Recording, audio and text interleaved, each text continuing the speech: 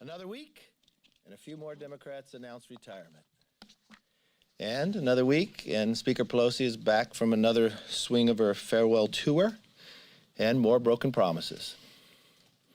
And poor Josh, he's still waiting for his vote. Last time, in the third broken promise, he was very, very sure it was going to happen. I think he even got some champagne from the NRCC, but it just didn't take place. As the Democrats' agenda continue to stall out and Americans have no idea what's in the bill. CBS poll shows that only 10% of Americans know. I think that number is even lower in the Democratic conference. Speaker Pelosi complained that it is the responsibility of others to tell the American people what the bill does. As the bill continues to fail, she even blamed you.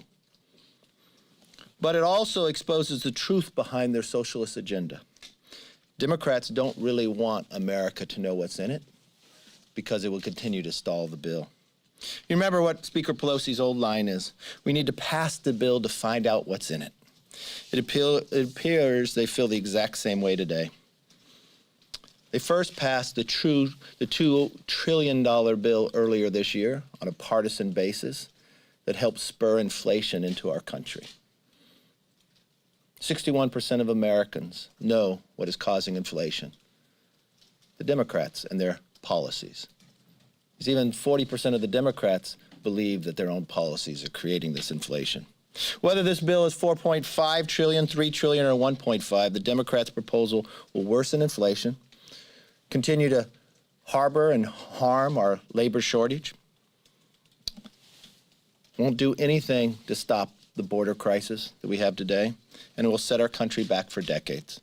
We cannot afford this, not ever, and especially not now. Americans are finding life today much harder than they did just a short year ago. If you go to the grocery store, it's going to cost you $200 more over the course of the year. You're being warned that you got to shop for Christmas now if you want to be able to get anything. Every time you go to fill up your gas, it's 42% higher. With the winter months around the corner, you're being told to brace for heating bills that will cost 54% more. Could you imagine being in America today, that tomorrow will not be better than today, but tomorrow will cost you more than today?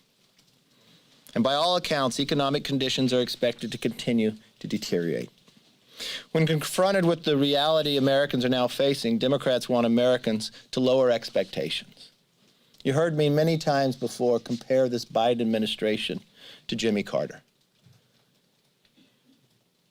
If you look back to 1979 and today, there are some very eerie similarities. In a time when Jimmy Carter had Americans being held hostage in the Middle East, Joe Biden created the exact same problem for Americans. You have inflation, same challenge that we had with Jimmy Carter. They both begged OPEC to try to get America out of their problems so they could become energy independent. Jimmy Carter had Billy Carter, and President Biden has Hunter Biden.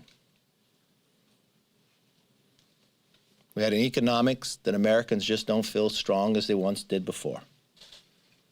We have an opportunity to change that, just as we did in the 80s. Today is the House Republicans who are fighting back. It's the House Republicans with a policy that would make America stronger.